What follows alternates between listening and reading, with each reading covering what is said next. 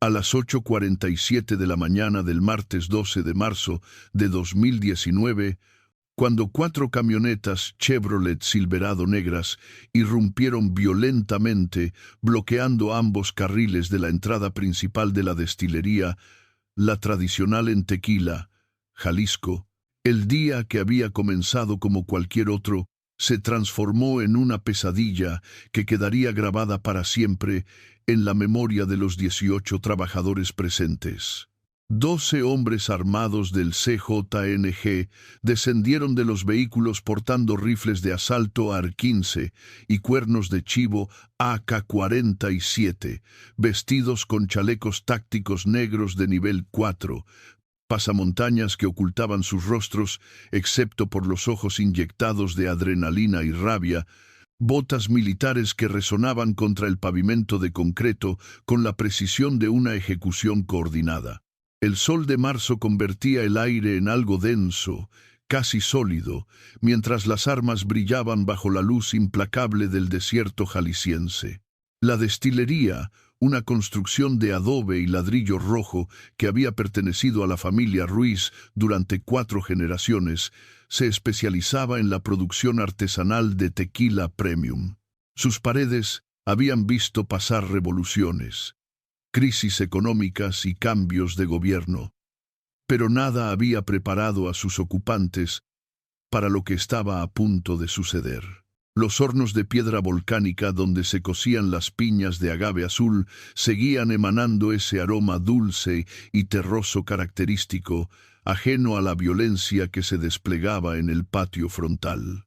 Lo que el chimal y sus sicarios no sabían, lo que no podían siquiera sospechar mientras rodeaban el edificio con la confianza arrogante de quien cree controlar cada variable de la ecuación, era que entre los trabajadores, que en ese momento levantaban las manos temblorosas, entre los hombres vestidos con ropa de mezclilla gastada y camisas manchadas de tierra y jugo de agave, había alguien que había pasado 23 años perfeccionando el arte de permanecer invisible mientras observaba cada detalle, cada error táctico, cada punto de vulnerabilidad en una formación de asalto.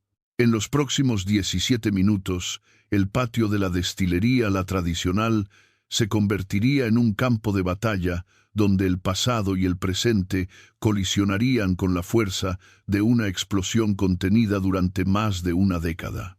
El aire se llenaría del olor a pólvora quemada, sudor frío y el terror palpable de hombres que acababan de cometer el error más grande de sus carreras criminales. El aroma del agave fermentado se mezclaría con el olor metálico de la sangre y la certeza amarga del arrepentimiento. Porque el chimal acababa de cometer un error que ninguna cantidad de armas, ningún chaleco antibalas, ninguna amenaza o intimidación podría corregir. Había subestimado al hombre equivocado en el momento equivocado.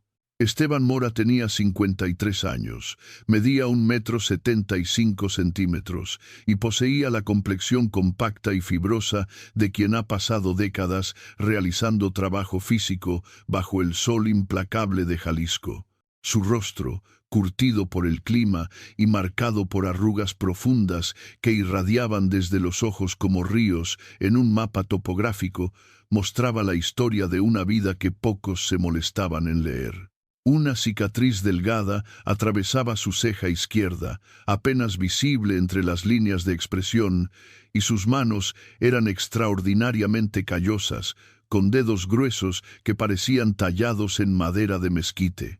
Para los vecinos de Tequila, para los comerciantes del mercado municipal, donde compraba sus tortillas cada mañana, para los dueños de la destilería que le habían dado empleo hace 11 años, Esteban era simplemente Don Esteban, el gimador silencioso que llegaba antes del amanecer y se marchaba después del atardecer, que nunca faltaba un día de trabajo, que nunca se quejaba del calor o del peso de las herramientas.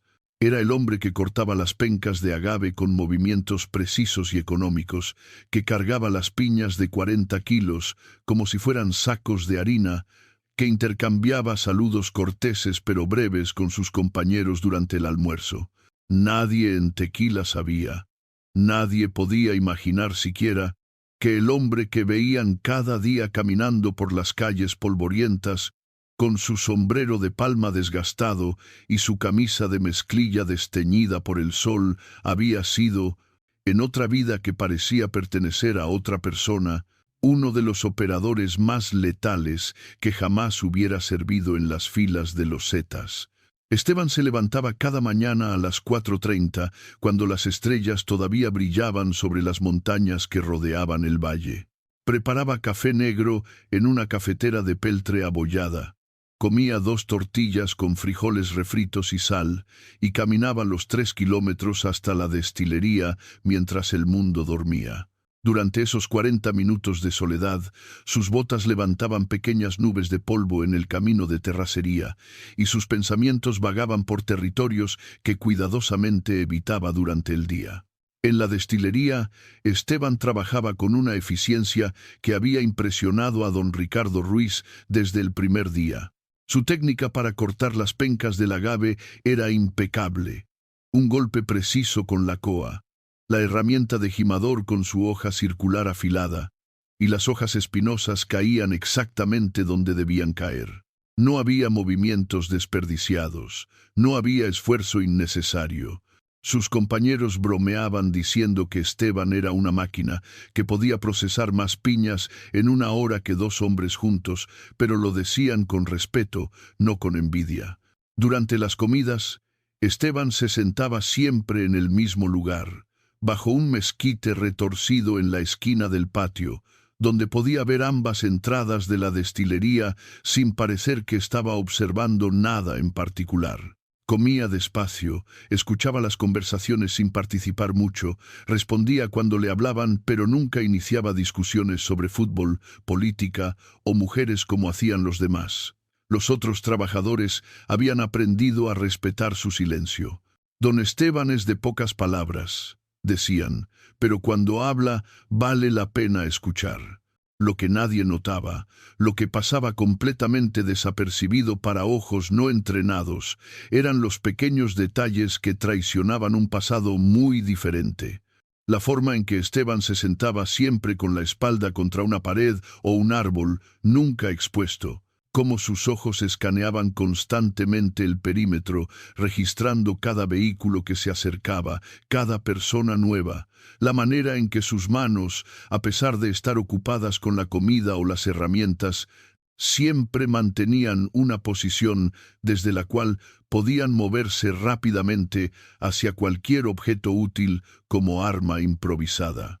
Tampoco notaban que Esteban caminaba con una economía de movimiento característica del entrenamiento militar avanzado, que su postura, aunque encorvada por años de trabajo físico, mantenía un centro de gravedad bajo y estable que permitiría una reacción explosiva en fracciones de segundo.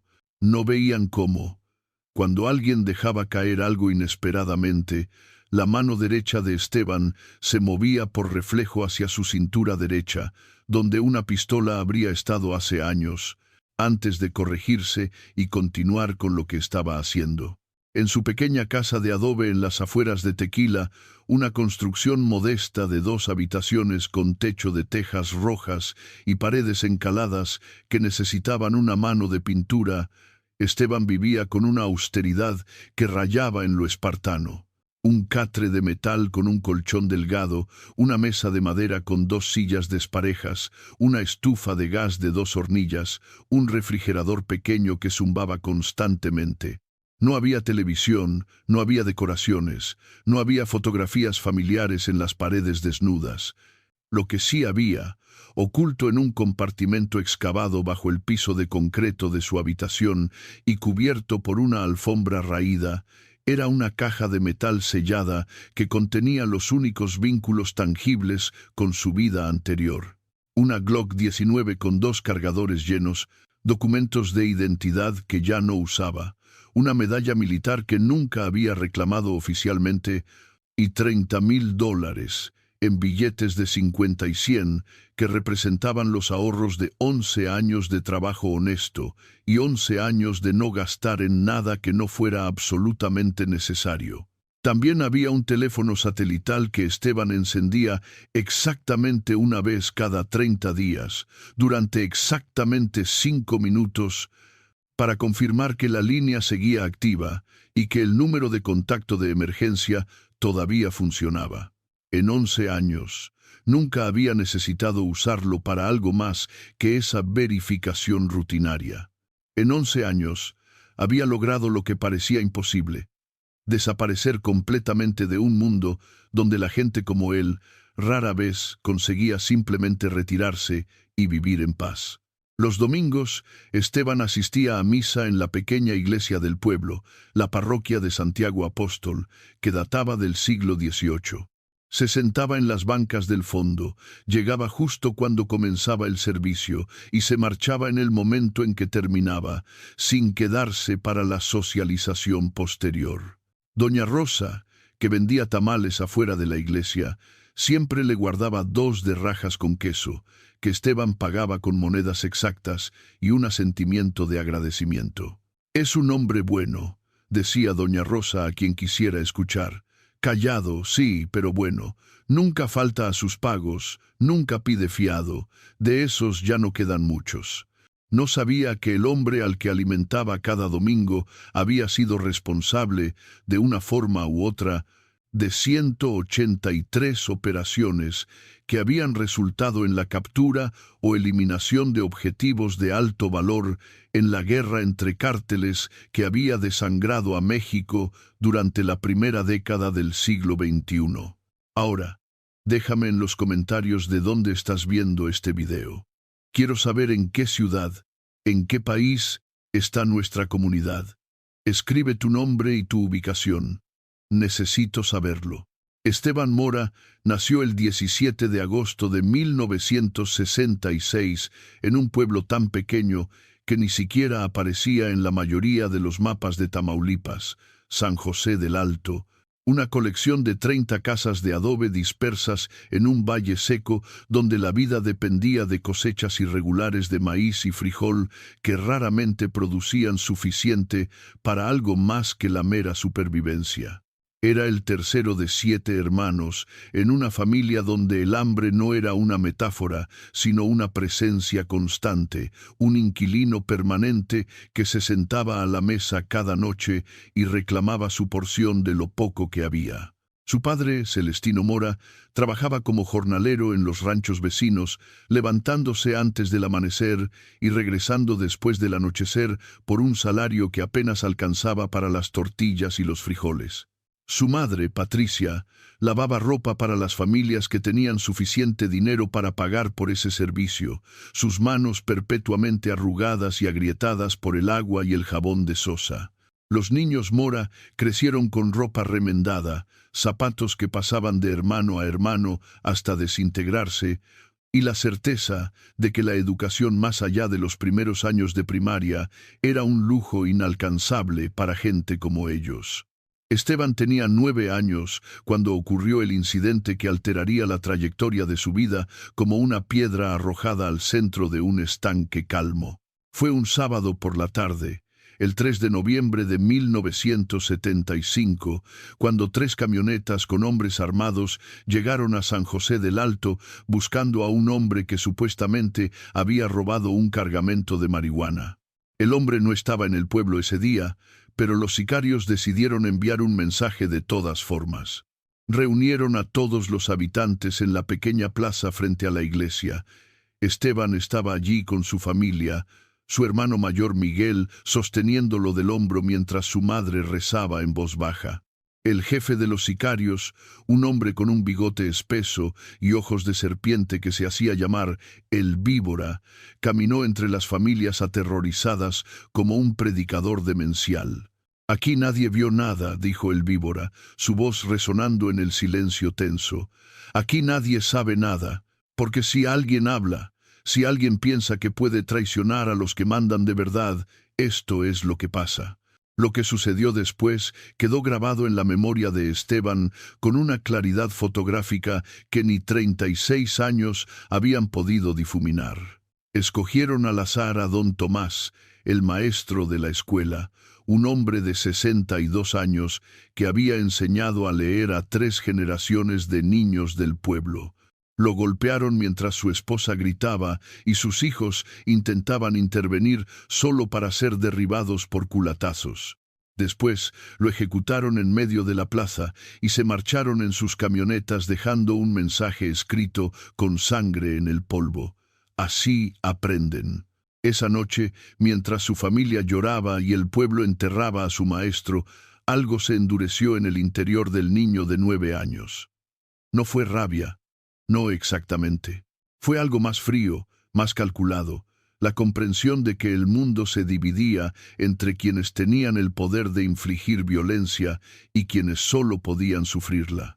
Y Esteban Mora decidió, con la claridad terrible de la infancia confrontada con la muerte, que él nunca más estaría en el segundo grupo. A los 16 años, en 1982, Esteban se presentó en el cuartel militar de Matamoros mintiendo sobre su edad, añadiendo 2 años para alcanzar el mínimo requerido. Era delgado pero fuerte, callado pero atento, y pasó el proceso de reclutamiento sin problemas. El ejército mexicano lo aceptó con el mismo desinterés burocrático con que aceptaba a miles de jóvenes rurales cada año. Carne de cañón barata para mantener una institución que oscilaba entre la incompetencia institucional y la corrupción sistemática. Durante los primeros 3 años, Esteban fue un soldado raso, sin características notables. Aprendió a disparar, a marchar, a obedecer órdenes sin cuestionar. Pero en 1985, cuando tenía 19 años, algo cambió. Oficiales del Grupo Aeromóvil de Fuerzas Especiales, conocidos simplemente como GAFE, llegaron a su base buscando reclutas para un nuevo programa de entrenamiento de contrainsurgencia. Necesitaban soldados que pudieran operar en las montañas y selvas donde grupos guerrilleros todavía mantenían presencia, soldados que fueran más que simples conscriptos con uniformes. De los 230 hombres que se presentaron voluntariamente, solo 18 completaron el proceso de selección. Esteban Mora fue uno de ellos. Durante los siguientes 6 meses, experimentó un nivel de entrenamiento que no sabía que existía en el ejército mexicano. Combate cuerpo a cuerpo con instructores israelíes, técnicas de supervivencia en selva con asesores estadounidenses, tácticas de francotirador con veteranos españoles. Aprendió a moverse en silencio, a matar con eficiencia, a convertir su cuerpo en un arma letal y su mente en una computadora táctica que procesaba escenarios de amenaza con velocidad sobrehumana. Para 1987, el cabo Esteban Mora había participado en 37 operaciones contra grupos del narcotráfico en Guerrero, Michoacán y Sinaloa. Su especialidad era el reconocimiento profundo. Infiltrarse en áreas controladas por narcos, recopilar inteligencia durante días o semanas viviendo de la tierra y guiar equipos de asalto hacia objetivos de alto valor. Era tan bueno en permanecer invisible que sus compañeros comenzaron a llamarlo el fantasma, un apodo que lo seguiría durante las siguientes 2 décadas. En 1991, ahora como sargento segundo, Esteban fue uno de los 50 operadores GAFE seleccionados para entrenamiento adicional con las Fuerzas Especiales de Estados Unidos en Fort Bragg, Carolina del Norte. 4 meses de inmersión en técnicas de contraterrorismo, operaciones psicológicas y guerra no convencional. Allí conoció a instructores que habían operado en Panamá, Granada y la Guerra del Golfo. Allí aprendió que la violencia, aplicada con precisión quirúrgica, podía ser tan efectiva como cualquier diplomacia, quizás más. Regresó a México en 1992 como uno de los soldados más altamente entrenados del país. Durante los siguientes 5 años, participó en 82 operaciones documentadas y quién sabe cuántas no oficiales. Desmanteló laboratorios de metanfetaminas en Michoacán. Rastreó líderes del Cártel del Golfo en Tamaulipas. Interceptó cargamentos de cocaína en Chiapas. Su récord de tiro era legendario. En una ocasión, neutralizó un objetivo a 1.200 metros usando un rifle Barrett 50 bajo condiciones de viento cruzado que habrían imposibilitado el disparo para la mayoría de los francotiradores. Pero en 1997, algo comenzó a cambiar en el GAFE. Esteban notó que algunos de sus compañeros desaparecían durante permisos y regresaban con dinero que ningún salario militar podía explicar. Escuchó rumores sobre operadores que vendían su entrenamiento al mejor postor, que el cártel del Golfo estaba reclutando activamente personal militar de élite. El teniente Arturo Guzmán de Sena, uno de los instructores más respetados del GAFE, desertó en 1998, llevándose consigo a 30 operadores. Formaron el núcleo original de los Zetas y cambiaron para siempre el panorama de la violencia organizada en México. A Esteban le ofrecieron unirse. En marzo de 1999, Guzmán de Sena, quien ahora se hacía llamar Zuno, lo contactó directamente durante un permiso en Matamoros. La oferta fue simple y devastadora. $50,000 estadounidenses al mes, comparados con los 4,000 pesos que ganaba como sargento primero. Protección para su familia. Una hermandad de guerreros de élite que no estarían limitados por leyes ridículas, políticos corruptos o jueces que liberaban criminales por sobornos. «Tú sabes lo que somos, fantasma», le dijo Zuno, usando su apodo. «Tú sabes lo que el país necesita. No leyes, no políticos, orden, miedo, respeto absoluto. Podemos darle eso. Y podemos ser ricos haciéndolo». Esteban Mora tenía 33 años, había servido en el ejército durante 17 años, había visto suficiente corrupción para saber que Zuno no estaba completamente equivocado sobre el estado del país. Y entonces, en una decisión que lo perseguiría por el resto de su vida, dijo que sí. Desertó del ejército mexicano el 7 de junio de 1999, convirtiéndose oficialmente en 183. Durante los siguientes 9 años y 4 meses, Esteban Mora dejó de existir y fue reemplazado por algo más oscuro, más eficiente, más mortífero. Los Zetas no eran como los cárteles tradicionales. Eran una organización paramilitar que había aprendido de guerrillas colombianas, insurgentes centroamericanos y fuerzas especiales estadounidenses. Operaban con disciplina militar, jerarquía estricta y una brutalidad calculada que servía tanto propósitos psicológicos como tácticos. 183 participó en 64 operaciones contra cárteles rivales entre 1999 y 2003. Protegió cargamentos en Nuevo Laredo, neutralizó células del cártel de Sinaloa en territorios disputados, entrenó nuevos reclutas en campos ocultos en Tamaulipas y Veracruz. Era bueno en su trabajo, lo cual significaba que era efectivo matando, intimidando y desapareciendo problemas para la organización. Pero también significaba que veía cosas que ningún entrenamiento podía prepararte para presenciar. Vio cómo los Zetas evolucionaron de sicarios especializados a una organización criminal completa, involucrándose en secuestro, extorsión, tráfico humano. Vio cómo la disciplina militar inicial se corroía con la llegada de reclutas cada vez menos entrenados y más brutales. Vio cómo los hombres con quienes había servido en el ejército se convertían en monstruos que disfrutaban la violencia por sí misma, no como herramienta, sino como fin. En 2006, Zuno, Arturo Guzmán de Sena, fue abatido por el ejército en Matamoros. El hombre que había fundado los Zetas, el líder que había mantenido algo de la disciplina original, murió en un enfrentamiento que duró menos de 5 minutos. Su muerte marcó el comienzo de una era más oscura. Las luchas internas comenzaron, las alianzas se fracturaron. Los Zetas se independizaron completamente del cártel del Golfo en 2010, desatando una guerra que convertiría vastas regiones de México en zonas de guerra. Para ese momento, 183 tenía 44 años y estaba cansado.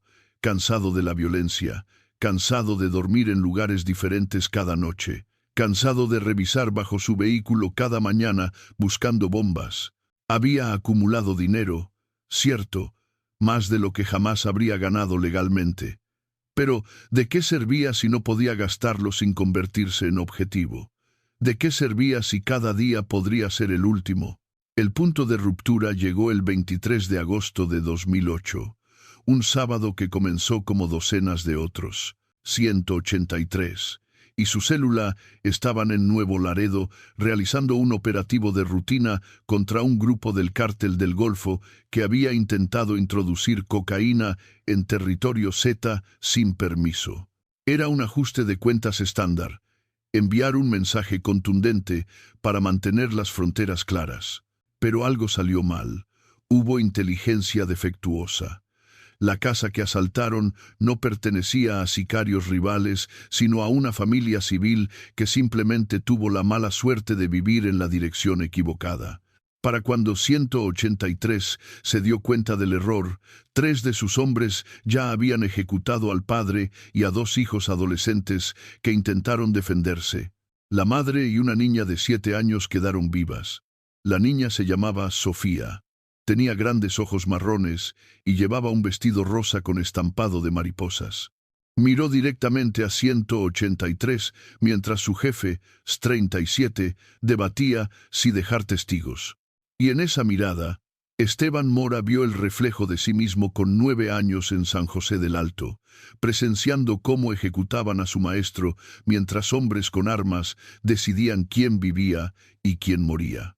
Son testigos, dijo 37. Ya sabes el protocolo.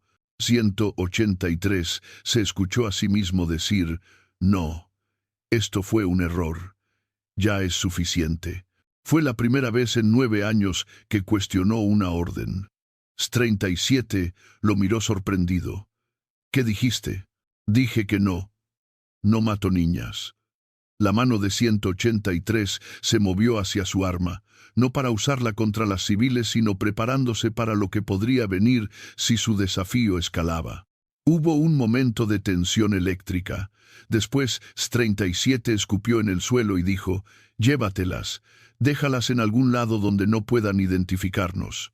Pero si esto nos causa problemas, fantasma, es tu responsabilidad. 183 condujo a la mujer y a la niña hasta el otro lado de la ciudad, les dio $5,000 en efectivo y les dijo, esto nunca pasó. Si hablan, volveremos. Pero si se van, si desaparecen, nadie las buscará. ¿Entienden? La mujer asintió, sus ojos vacíos de shock. Pero la niña, Sofía, lo miró directamente y dijo, usted es bueno. Los otros eran malos, pero usted es bueno. Esas 7 palabras destruyeron algo fundamental en el interior de 183. Esa noche, por primera vez en años, no pudo dormir. Vio el rostro de Sofía cada vez que cerraba los ojos. Vio su propio rostro de niño en San José del Alto.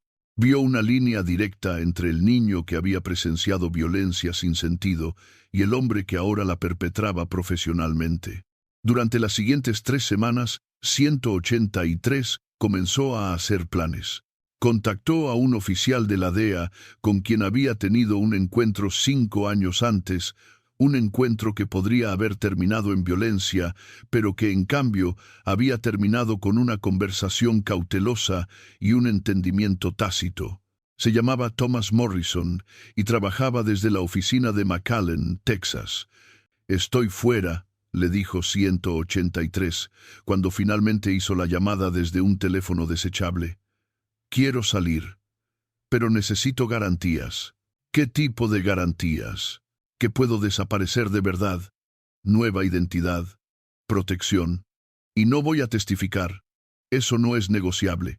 Simplemente quiero dejar esta vida y no ser perseguido. Morrison estuvo en silencio por casi 1 minuto. Después dijo, puedo hacer que eso suceda, pero vas a tener que darme algo. Información operacional. Estructura.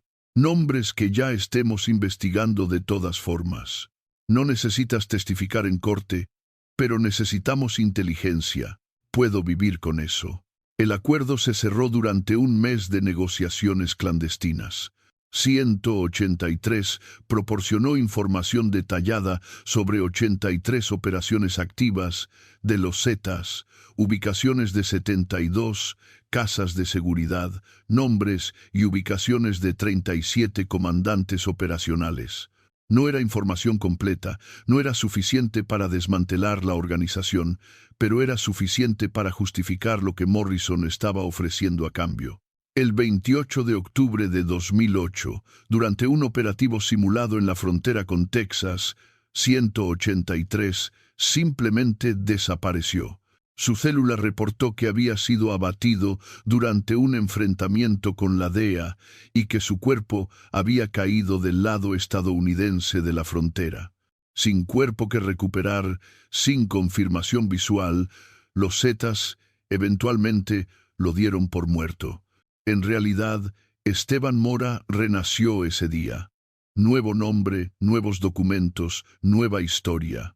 Pasó 3 meses en una casa de seguridad de la DEA en Arizona, siendo debriefed exhaustivamente, proporcionando cada detalle que podía recordar sobre estructuras operacionales, tácticas, rutas de narcotráfico. Después, fue reubicado en México bajo una nueva identidad, algo irónico considerando que la mayoría de los testigos protegidos eran enviados fuera del país, no dentro de él. Pero Esteban había insistido. «México es mi país», le dijo a Morrison. «No voy a morir en el exilio, me escondo donde conozco el territorio». Le asignaron documentos que lo identificaban como Esteban Mora de Guadalajara, con un historial de trabajo en construcción y agricultura. No era tan diferente de la verdad. Su padre había sido jornalero, él había crecido en el campo. Podía interpretar ese papel sin esfuerzo. Se estableció en Tequila, Jalisco, en enero de 2009, específicamente porque estaba lo suficientemente lejos de las zonas de operación de los Zetas, pero no tan lejos como para parecer sospechoso. Jalisco estaba bajo control del cártel de Sinaloa en ese momento, y la violencia, aunque presente, era más estructurada y menos caótica que en el noreste. Consiguió trabajo en la destilería La Tradicional después de 3 semanas de buscar empleo. Don Ricardo Ruiz, el dueño, quedó impresionado por su ética de trabajo y lo contrató como gimador. «Trabajas como 3 hombres», le dijo don Ricardo después del primer mes. «Si necesitas más horas, házmelo saber». Durante los siguientes 11 años y 4 meses, Esteban Mora vivió la vida más tranquila que jamás había conocido. Se despertaba con el sol, trabajaba hasta el cuerpo pedir descanso, comía comida simple, dormía el sueño sin sueños del genuinamente exhausto. Pagaba su renta a tiempo. Asistía a misa los domingos. Ayudaba a vecinos ocasionalmente con reparaciones menores, usando habilidades que había aprendido en el ejército, pero aplicándolas ahora para arreglar goteras y puertas desniveladas en lugar de armar explosivos. Nadie sospechaba. ¿Por qué lo harían? Era un trabajador más entre millones, invisible en su normalidad.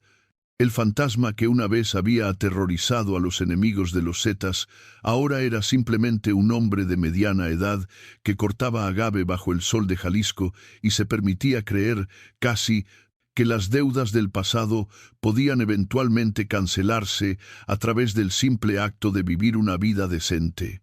11 años. 4023 días de paz relativa. Y entonces, en la mañana del 12 de marzo de 2019, 4 camionetas Chevrolet Silverado negras destrozaron esa paz como un meteorito atravesando vidrio. Cuando las camionetas bloquearon la entrada de la destilería, Esteban estaba en el campo de agaves detrás del edificio principal, a unos 150 metros de distancia. Escuchó las llantas contra el pavimento, los motores acelerando innecesariamente como machos alfa, marcando territorio. No necesitó ver las placas falsas o los cristales polarizados para saber exactamente qué significaba ese sonido. 11 años de silencio no habían borrado 23 años de entrenamiento para reconocer amenazas operacionales. Su primera reacción fue instintiva: evaluar distancia hasta cobertura, identificar rutas de escape, calcular tiempo hasta contacto visual. Pero después se detuvo. Había 17 personas trabajando en la destilería esa mañana. Don Ricardo estaba en su oficina. Javier y Miguel, sus compañeros gimadores, estaban descargando piñas cerca del almacén. Lupita, la secretaria de 52 años que preparaba el mejor café del municipio, probablemente estaba en la oficina administrativa. Si Esteban corría, si desaparecía como su entrenamiento demandaba, ¿qué les pasaría a ellos? Durante 11 años había logrado convencerse de que ya no era 183, que era simplemente Esteban el gimador, que el pasado no definiría el presente. Pero mientras caminaba deliberadamente hacia el patio delantero, su cuerpo adoptó posturas que no había usado en más de una década. Hombros relajados pero equilibrio bajo, pasos medidos, pero con posibilidad de pivote instantáneo, manos visibles pero conscientemente cerca de herramientas que podrían servir como armas improvisadas. Cuando llegó al patio, los 12 sicarios ya habían reunido a todos los trabajadores en el centro del espacio abierto, obligándolos a arrodillarse con las manos detrás de la cabeza. Esteban contó los hombres automáticamente, catalogando armamento: 8 con AK-40 y 7, 3 con AR-15, 1 con lo que parecía ser un FN-FAL, chalecos tácticos baratos de nivel segundo o tercero, no el equipo profesional de nivel 4 que habría usado los Zetas. Posicionamiento pobre. 2 hombres bloqueándose la línea de fuego mutua, punto ciego completo en el flanco este. El que claramente era el comandante, el Chimal, tenía 36 años y una cicatriz en forma de media luna bajo su ojo izquierdo. Un tatuaje de escorpión trepaba por su cuello hasta detrás de su oreja derecha. Llevaba una Glock 17 en su cintura, no en funda táctica, sino metida casualmente en sus jeans, señal de poca experiencia profesional. Su lenguaje corporal gritaba autoridad adquirida recientemente, no ganada a través de años de operaciones exitosas. «Tú», señaló el Chimal cuando vio a Esteban acercarse, «con los demás, de rodillas». Esteban obedeció sin resistencia aparente, arrodillándose junto a Javier, cuyo rostro había perdido todo el color. Pudo sentir el miedo emanando de sus compañeros en ondas casi palpables. Don Ricardo intentaba mantener la compostura, pero su voz temblaba cuando preguntó: «¿Qué quieren? No tenemos efectivo aquí. Los bancos están cerrados hasta...». «Cállate, viejo», lo interrumpió el Chimal. «No estamos aquí por tu dinero de mierda». Se paseó frente a los trabajadores arrodillados, como un general inspeccionando tropas. «Estamos buscando a alguien, un hombre que pensó que podía esconderse en Jalisco. Un hombre que le debe dinero al jefe. Mucho dinero». Esteban mantuvo su expresión neutral, pero su mente trabajaba a velocidad de procesamiento de combate. ¿Lo habían rastreado después de 11 años? Imposible. ¿Entonces qué? ¿Un exmiembro de los Zetas que realmente había huido con dinero del cártel? ¿Confusión de identidad? ¿Información defectuosa? Su nombre es Armando Soto, continuó el Chimal, 50 años, cicatriz en la cara, trabajaba en construcción o agricultura. Alguien nos dijo que está por aquí. Alivio microscópico.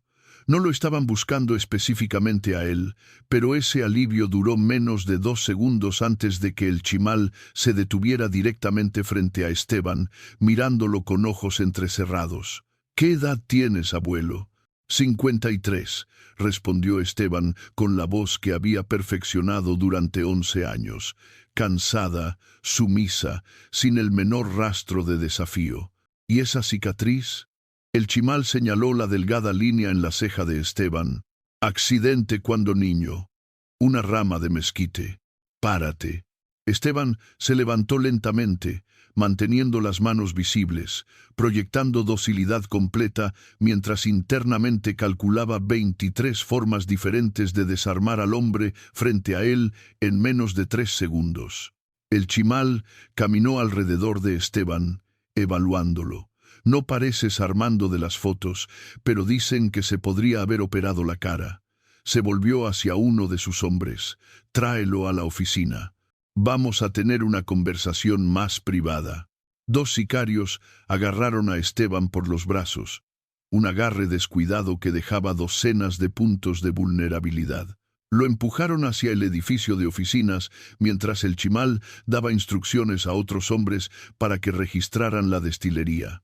Esteban caminó con sumisión aparente, cada paso medido, cada metro de distancia recorrido, añadiendo información a su mapa mental táctico. La oficina de don Ricardo era pequeña, apenas 3 metros por 3 metros, con un escritorio de madera, 2 sillas de plástico y archivadores metálicos contra la pared. Una ventana daba al campo de agaves. Una puerta conectaba a un baño. Espacio confinado, ventajas y desventajas. Lo sentaron bruscamente en una de las sillas de plástico. El chimal se acomodó en el borde del escritorio, su Glock todavía metida en su cintura, todavía sin asegurar. Entonces, amigo, vamos a hacer esto simple. ¿Conoces a Armando Soto? No, señor. Seguro, porque tenemos información de que trabajaba en destilerías por aquí.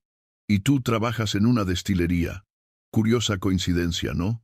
Hay 50 destilerías en Tequila, dijo Esteban con cuidado. Yo solo conozco la gente de aquí. El chimal asintió pensativamente. Después, sin previo aviso, lo golpeó con el dorso de la mano. No fue un golpe particularmente fuerte, más para establecer dominancia que para causar daño real, pero hizo que la cabeza de Esteban girara. Sintió el sabor metálico de sangre donde sus dientes cortaron el interior de su mejilla. 11 años de control, 11 años de disciplina, 11 años de recordarse a sí mismo que ya no era 183. Todo eso estuvo a punto de desmoronarse en ese momento. La respuesta muscular fue casi automática. Bloquear, girar, desarmar, neutralizar. Pero Esteban la suprimió con un esfuerzo que le costó años de su vida en términos de estrés puro.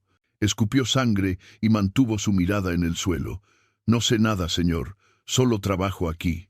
El chimal pareció decepcionado de no obtener más reacción. Ok, viejo, jugaremos de esta manera.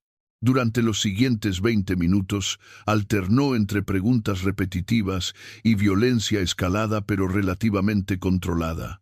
Más golpes. Un puñetazo en el estómago que dejó a Esteban jadeando. Amenazas contra los otros trabajadores, contra don Ricardo, contra tu familia si es que tienes una. Esteban absorbió todo con la paciencia de piedra caliza, soportando erosión.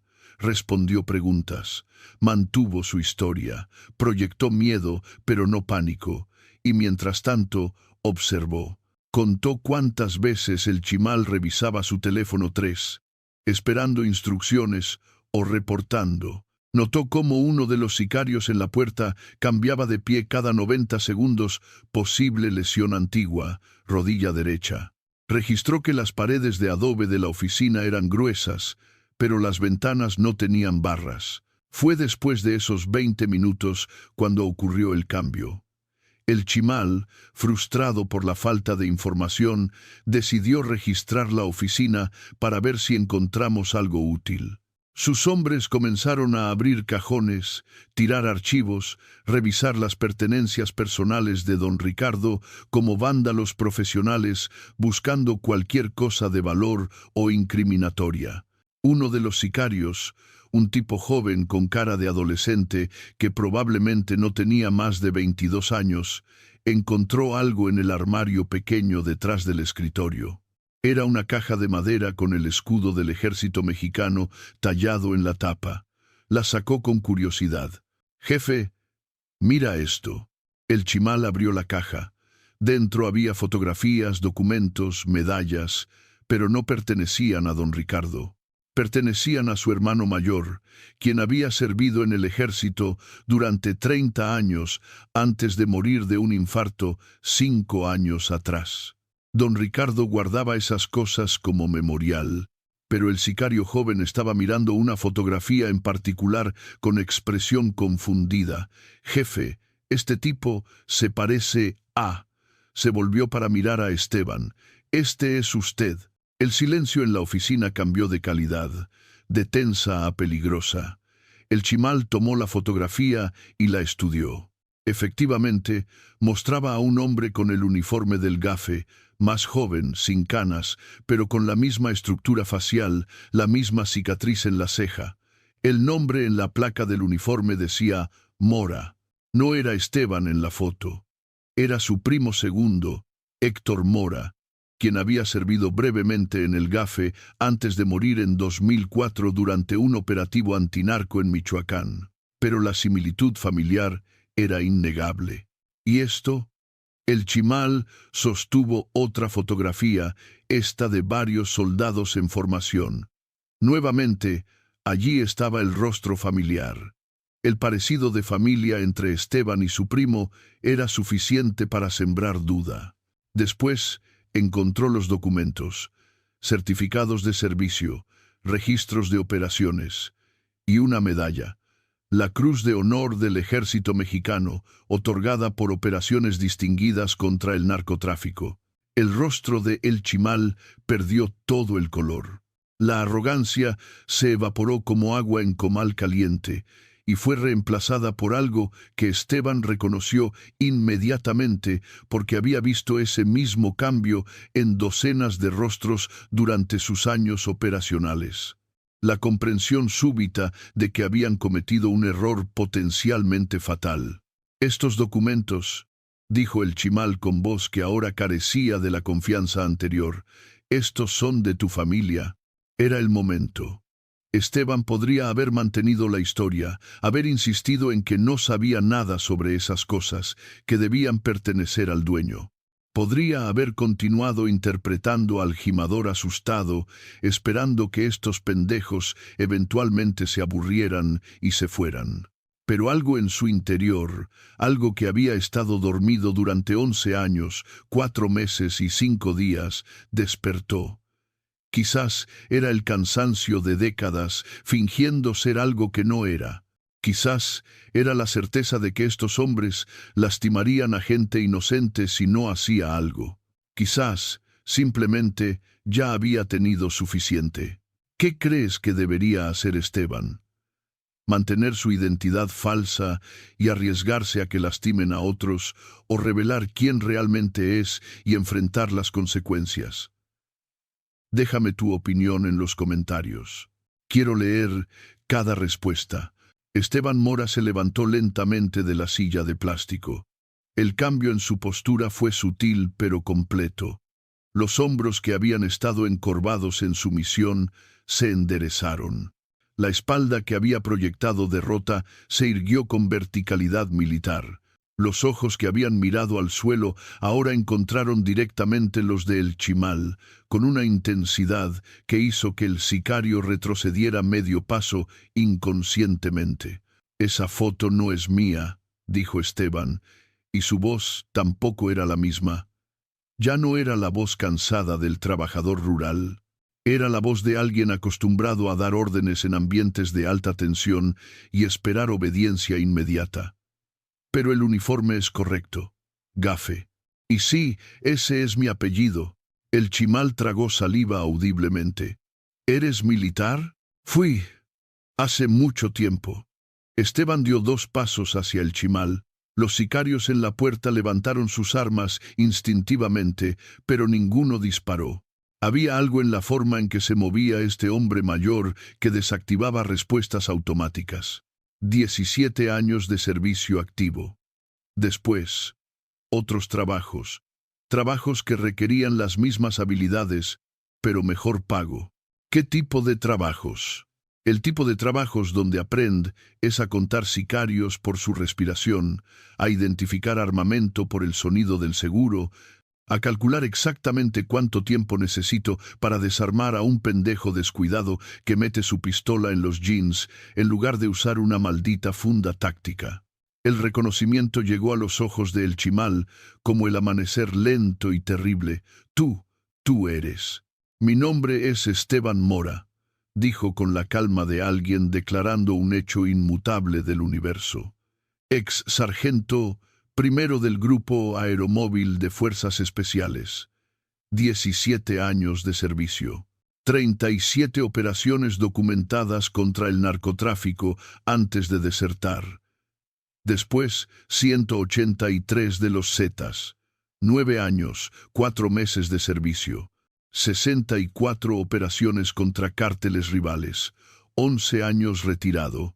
Y ustedes acaban de arruinar mi única oportunidad de morir pacíficamente en mi cama. La habitación estaba tan silenciosa que se podía escuchar el zumbido de una mosca contra la ventana. El sicario joven en la puerta había palidecido hasta parecer un fantasma. El otro mantenía su AK-47 apuntando, pero sus manos temblaban visiblemente. El Chimal abrió la boca, la cerró, la volvió a abrir. 183. El fantasma. Pero tú estás muerto. Te mataron en 2008. Claramente no estoy muerto. Esteban se detuvo a 1 metro de El Chimal. ¿Sabes por qué me llamaban el fantasma? No era porque fuera invisible. Era porque cuando yo terminaba con un objetivo, la gente juraba que habían visto un espectro, algo que no podía ser humano, porque ningún humano se movía de esa manera, golpeaba de esa manera, desaparecía de esa manera. Nosotros no sabíamos. El Chimal retrocedió otro paso. Por supuesto que no sabían, esa era la idea completa. Desaparecer. Ser nadie. Y lo logré durante 11 años. 11 años cortando agave bajo el sol. 11 años sin matar a nadie. 11 años tratando de lavar sangre que probablemente nunca se limpiará completamente. La voz de Esteban no era amenazante, lo cual de alguna manera la hacía más aterradora. Era simplemente honesta. Pero entonces ustedes llegaron, golpearon a gente inocente, amenazaron a mi jefe, que me dio trabajo cuando nadie más lo haría. Destruyeron 11 años de paz buscando a un pendejo que probablemente ni siquiera existe. El Chimal alcanzó su pistola. Esteban no se movió, no hizo nada para detenerlo. Solo lo miró con esos ojos que habían visto demasiado para sentir miedo por una Glock empuñada por manos temblorosas. ¿Y ahora qué?, preguntó el Chimal, su voz quebrándose ligeramente. ¿Vas a matarnos? No lo sé todavía, dijo Esteban honestamente. Hace 11 años habría dicho que sí sin pensarlo 2 veces, pero 11 años cambian a una persona, o al menos eso me he estado diciendo. Se detuvo, considerando. Ustedes tienen 2 opciones. Opción 1. Sueltan sus armas, se marchan y pretenden que este lugar no existe. Le dicen a quien sea que los envió que Armando Soto no está aquí, que fue información falsa, que revisaron a fondo y no hay nada. ¿Y la opción 2? La opción 2 es que intentan matarme ahora mismo y descubren si 11 años de cortar agave me hicieron lo suficientemente lento como para que tengan éxito. La expresión de Esteban no cambió. No los voy a mentir, las probabilidades están a su favor. Son 12 contra 1. Tienen armas, yo no. Quizás me maten, probablemente me maten. Pero el primero de ustedes está muerto antes de que pueda jalar el gatillo. Te lo garantizo, Chimal. Probablemente los 2 o 3 primeros. ¿Quieres apostarte a que no seas uno de ellos? El Chimal tenía la Glock apuntada al pecho de Esteban, pero su dedo no estaba en el gatillo. Estaba sudando copiosamente a pesar de que la oficina estaba relativamente fresca. Hay una tercera opción, dijo Esteban después de un momento. La opción que probablemente debería haber tomado desde el principio. Caminó lentamente hacia el escritorio, moviéndose con cuidado para no provocar una respuesta de pánico. Levantó el teléfono fijo de don Ricardo. Hago una llamada a un número que he mantenido activo durante 11 años, específicamente para emergencias. Y en 30 minutos, este lugar está rodeado por unidades tácticas que hacen que ustedes parezcan niños jugando con pistolas de juguete. «Estás mintiendo», dijo el chimal. Pero no sonaba convencido. «¿De verdad quieres apostar tu vida en eso?» Esteban marcó 3 números. «¿Sabes qué es lo gracioso? Gasté 11 años tratando de no hacer esta llamada, tratando de vivir una vida normal, pero ustedes me obligaron. Así que ahora tengo que hacer lo que juré que nunca volvería a hacer, convertirme en el fantasma una vez más, aunque sea por última vez». Antes de que el chimal pudiera responder, antes de que pudiera decidir si dispararle a este hombre que de alguna manera había transformado una situación donde ellos tenían todo el control, en una donde se sentían como ratones frente a un gato, el teléfono conectó. «Morrison», dijo una voz en inglés al otro lado de la línea. «Código Delta Z183», dijo Esteban en inglés fluido, que sorprendió al sicario joven lo suficiente como para hacer que bajara su arma unos centímetros. «Ubicación comprometida. Contacto hostil activo. 16. Civiles en riesgo inmediato. Requiero extracción táctica inmediata y neutralización de amenaza del CJNG. Destilería. La tradicional, Tequila, Jalisco.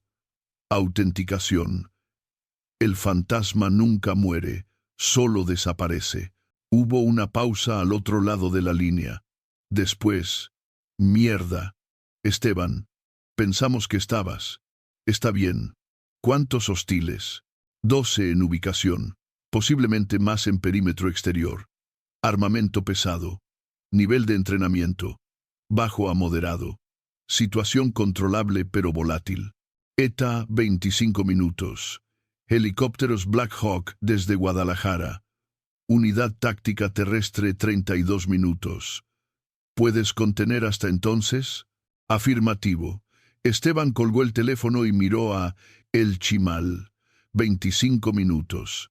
Tienes 25 minutos para decidir si quieres estar aquí cuando lleguen o si prefieres correr ahora y tal vez, escapar antes de que cierren el perímetro. El chimal lo miró con una mezcla de incredulidad y terror creciente. Esa fue la DEA, entre otros. Cuando deserté de los Zetas, no solo desaparecí, hice un trato.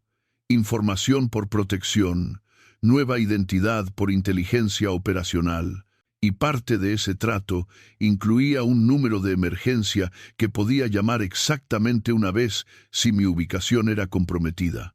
Esteban se sentó en la silla del escritorio, su lenguaje corporal ahora completamente relajado, como si esta fuera su oficina y el chimal fuera simplemente un visitante incómodo.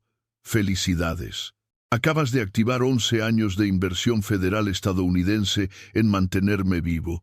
Van a venir con todo». «Nos vamos», dijo el chimal abruptamente. «Todos, ahora, a las camionetas». «Buena elección», dijo Esteban. «Pero chimal, una cosa más antes de que te vayas». El sicario se detuvo en la puerta. «Si alguna vez consideras regresar, si alguna vez piensas en lastimar a alguien de esta destilería, recuerda que ahora sabes dónde estoy. Y eso significa que yo sé que tú sabes. Lo cual significa que si algo le pasa a esta gente, voy a asumir que fuiste tú. Y entonces voy a olvidar los 11 años de retiro y voy a recordar los 26 años anteriores. ¿Entiendes lo que estoy diciendo?» El chimal asintió rápidamente y huyó de la oficina. Esteban pudo escuchar gritos, pasos corriendo, motores arrancando. En menos de 2 minutos, las 4 Chevrolet Silverado negras estaban escapando por la carretera, levantando nubes de polvo, dejando atrás un silencio aturdido. Esteban se quedó sentado en la oficina por un momento largo, mirando sus manos, manos de gimador, callosas y fuertes, pero también manos de soldado, de operativo, de asesino. 11 años no habían cambiado eso fundamental. Suspiró profundamente. Afuera, escuchó las voces confundidas de sus compañeros de trabajo emergiendo de donde los sicarios los habían dejado. Don Ricardo entró a la oficina, su rostro todavía pálido, pero recuperando color. «Esteban, ¿estás bien? ¿Qué pasó? ¿Cómo?» «Don Ricardo», lo interrumpió Esteban suavemente, «necesito decirle algo, sobre quién soy realmente, sobre mi pasado, y después de que se lo diga, si quiere que me vaya, lo entenderé completamente». El viejo lo miró durante un momento largo. Después sacudió la cabeza. «Esteban, en 11 años has sido el mejor trabajador que he tenido. Honesto, confiable, nunca un problema. No sé qué hiciste antes de llegar aquí, y francamente, no me importa. Lo que importa es el hombre que has sido mientras trabajas para mí». Puso una mano en el hombro de Esteban. «Pero creo que me gustaría conocer la historia completa eventualmente». «La conocerá», prometió Esteban. «Todos la conocerán, porque en 23 minutos este lugar va a estar lleno de agentes federales que van a tener muchas preguntas». Y exactamente 23 minutos después, el cielo sobre Tequila se llenó con el sonido inconfundible de rotores de helicóptero. El retiro de 11 años de Esteban Mora había terminado. Pero una nueva etapa, una que ni siquiera él había anticipado, estaba a punto de comenzar. Los 2 helicópteros Black Hawk descendieron en el campo de agaves detrás de la destilería, sus rotores levantando remolinos de tierra roja y hojas sueltas. 18 operadores de la Unidad de Reacción Especial, URE, descendieron con la precisión de una máquina bien engrasada, estableciendo perímetro defensivo en menos de 40 segundos. Todos vestían uniformes negros sin identificación, llevaban equipo táctico de última generación y se movían con la economía de movimiento que solo viene con años de entrenamiento intensivo. El primero en acercarse a la destilería fue un hombre de unos 40 años, caucásico, con cabello corto gris acero y ojos azules que evaluaban el entorno con velocidad de computadora. Esteban lo reconoció inmediatamente a pesar de que habían pasado 11 años desde su último encuentro. Thomas Morrison, el agente de la DEA que había orquestado su desaparición en 2008. «Esteban Mora», dijo Morrison en español con acento estadounidense marcado pero funcional. O debería decir 183. 11 años. «Maldición. Pensamos que habías muerto de verdad cuando dejaste de reportarte después del año 3. Esa era la idea», respondió Esteban. «Mientras menos contacto, más real la desaparición. No puedo discutir los resultados. Pero ahora tenemos un problema». Morrison señaló hacia donde 3 vehículos del gobierno mexicano acababan de llegar. «Fiscalía General, Guardia Nacional. Tu llamada activó todos los protocolos de seguridad. Esto ya no es solo mi operación. Hay representantes de 4 agencias diferentes llegando a Tequila en este momento. Tu identidad está comprometida. Tu ubicación está comprometida. Y tenemos que decidir qué demonios hacemos contigo». Antes de que Esteban pudiera responder, un hombre de 50 y tantos años, vestido con traje civil, pero claramente en posición de autoridad, se acercó. Tenía el porte de militar retirado y llevaba credenciales de la Fiscalía Especializada en Delincuencia Organizada, FEMDO. Fiscal Ramírez se presentó ofreciendo su mano. «Me han informado que tenemos un exmiembro de los Zetas bajo protección de testigos estadounidense operando en territorio mexicano sin notificación a autoridades locales». Su tono era profesional pero con un borde de irritación. «Esto es complicado». «Con respeto, fiscal», dijo Morrison. «El señor Mora ha estado retirado durante 11 años. No ha cometido ningún crimen en suelo mexicano desde su deserción. y la información que proporcionó en 2008 llevó a 17 operaciones exitosas contra los Zetas que resultaron en 83 arrestos de alto nivel, lo cual no cambia el hecho de que participó en actividades criminales en México antes de desertar, señaló Ramírez. Pero después miró a Esteban con algo que podría haber sido respeto cauteloso. Aunque debo admitir que su historial es complejo. Leí su archivo en el viaje, GAFE, operaciones distinguidas. Y después, los Zetas, en sus primeros años, cuando todavía eran mayormente una operación paramilitar en lugar del grupo de terror que son ahora. No estoy buscando absolución, dijo Esteban calmadamente. Sé lo que hice. Sé que hay sangre en mis manos que nunca se va a limpiar. Pero durante 11 años he intentado ser algo diferente, algo mejor. Y hoy llamé específicamente porque no quería que gente inocente sufriera por mi pasado. Morrison intervino. Señor fiscal, propongo una solución que beneficia a todos. El señor Mora tiene información detallada sobre estructuras operacionales de los Zetas que todavía es relevante. Muchos de los comandantes actuales eran soldados rasos cuando él servía. Conoce metodologías, ubicaciones de campamentos de entrenamiento en Tamaulipas y Veracruz, rutas de tráfico que probablemente no han cambiado significativamente. Y ahora tenemos una situación donde el CJNG acaba de intentar un operativo en su ubicación. Esto nos da justificación para una operación coordinada más grande. Ramírez consideró esto. ¿Está proponiendo una operación conjunta? Exactamente. El señor Mora proporciona inteligencia. Nosotros proporcionamos soporte logístico y recursos estadounidenses. Ustedes proporcionan autoridad legal en territorio mexicano y capacidad de arresto. Y usamos la situación de hoy como punto de partida para desmantelar las células del CJNG que operan en Jalisco. ¿Y el señor Mora?, preguntó Ramírez. ¿Cuál es su estatus legal después? Inmunidad completa por cooperación, dijo Morrison sin vacilar.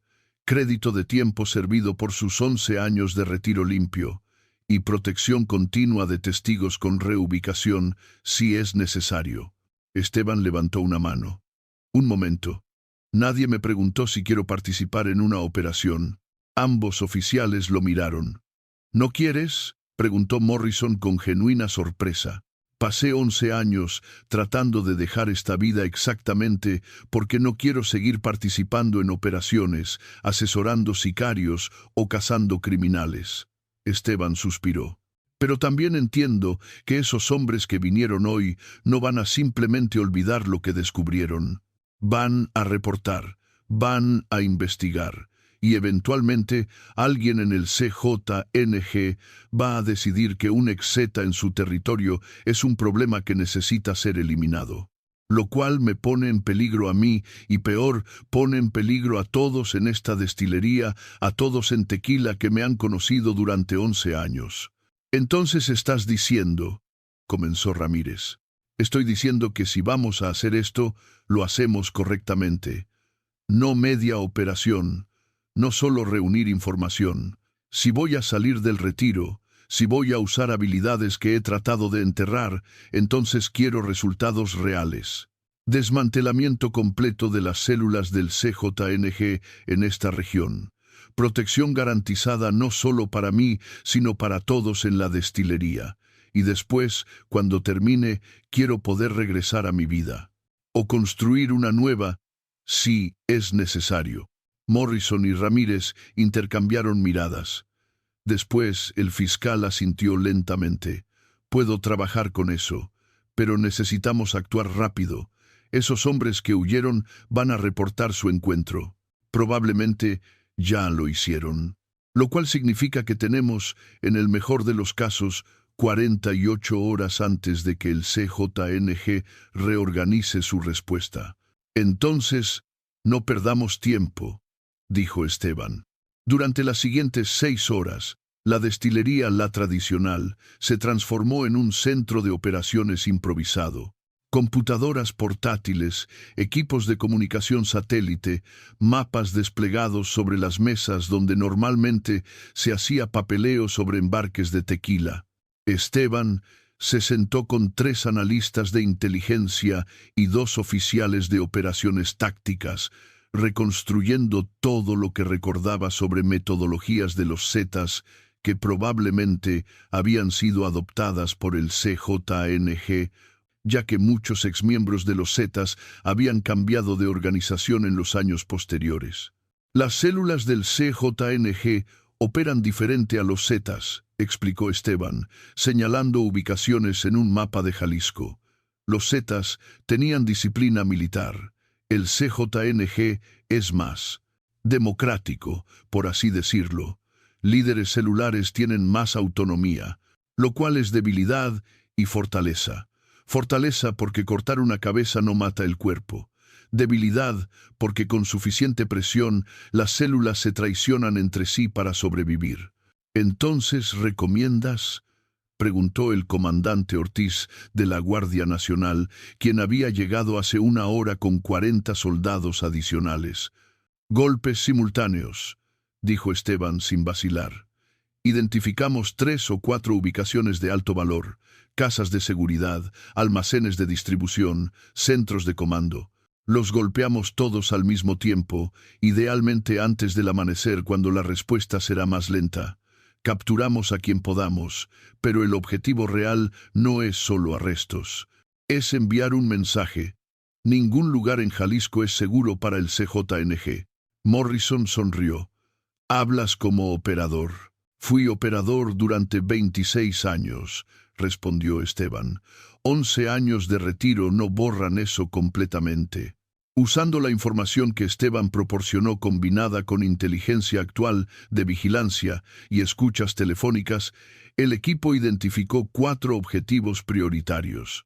Un almacén en las afueras de Guadalajara, donde se distribuían drogas a nivel mayorista. Una casa de seguridad en Zapopan, donde el Chimal y otros comandantes regionales supuestamente se reunían. Un rancho en Amatitán, utilizado para entrenar sicarios nuevos. Un depósito de armas oculto en una fábrica abandonada en Tonalá. El problema, señaló Ramírez, es que necesitamos autorización judicial para algunos de estos objetivos, y necesitamos coordinación con autoridades locales, lo cual toma tiempo que no tenemos. Entonces, obtenemos autorización para emergencia operacional, dijo Morrison. En Estados Unidos, cuando hay amenaza inmediata, podemos actuar primero y justificar después. ¿México tiene algo similar? Tenemos. Flexibilidad interpretativa, dijo Ramírez con una sonrisa pequeña, especialmente cuando se trata de delincuencia organizada en flagrancia. Y argumentar que hay flagrancia cuando tenemos un ataque documentado hace 6 horas en una instalación civil. Eso es defendible. La operación fue nombrada Operación Fantasma por insistencia de Morrison, quien tenía debilidad por lo dramático. Se programó para las 4:30 de la mañana del día siguiente, 13 de marzo, exactamente 20 horas después del ataque a la destilería. Esteban no participaría directamente en los asaltos. Su rol era asesoría. Proporcionó esquemas de layout probable de los edificios basándose en su experiencia. Predijo posibles rutas de escape que los sicarios usarían. Identificó puntos de vulnerabilidad en defensas típicas del CJNG. Pero cuando Morrison le ofreció chaleco antibalas y arma para estar presente durante la operación como observador, Esteban aceptó. ¿Por qué?, preguntó Morrison mientras preparaban el equipo. Podrías quedarte aquí. Nadie te culparía. Porque si voy a ser responsable de enviar hombres a situaciones peligrosas, el mínimo que puedo hacer es estar allí si algo sale mal. Esteban verificó el chaleco Kevlar de nivel 4 que le habían proporcionado. Y porque quiero ver con mis propios ojos que esto termina.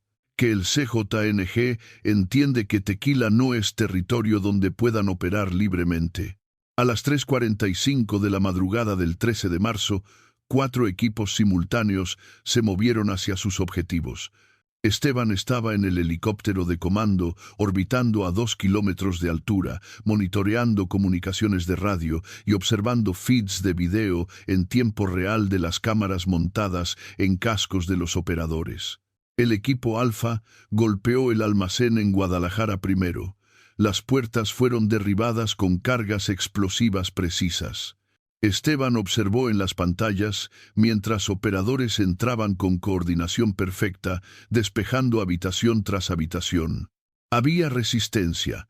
2 sicarios abrieron fuego desde posiciones defensivas preparadas, pero fueron neutralizados rápidamente con munición no letal primero, letal solo cuando no hubo otra opción. 7 arrestos. 230 kilos de cocaína incautados, 43 armas confiscadas, incluyendo 2 lanzagranadas. El equipo Bravo asaltó la casa de seguridad en Zapopan 3 minutos después.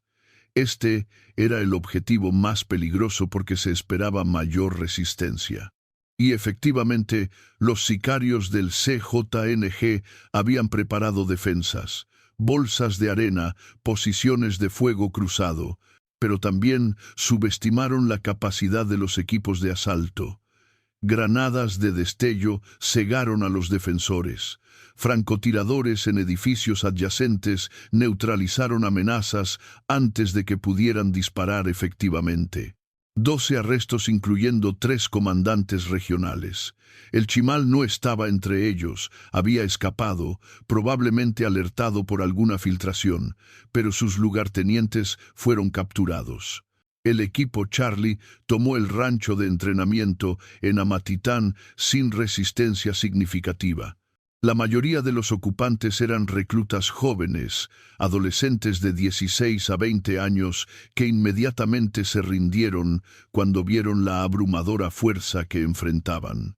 23 detenidos, 37 rifles de asalto, documentos detallando estructura organizacional del CJNG en Jalisco. El equipo Delta golpeó el depósito de armas en Tonalá y encontró un tesoro. 143 armas de diversos tipos, 50,000 cartuchos de munición, 12 chalecos antibalas, equipo de comunicación militar, uniformes que imitaban fuerzas federales. 5 guardias arrestados. Para las 6:15 de la mañana, cuando el sol comenzaba a iluminar las montañas alrededor de Guadalajara, la Operación Fantasma había concluido con éxito abrumador. 47 personas arrestadas. 3 células del CJNG completamente desmanteladas. Suficiente evidencia incautada para mantener ocupados a los fiscales durante meses. Las bajas de las fuerzas operativas.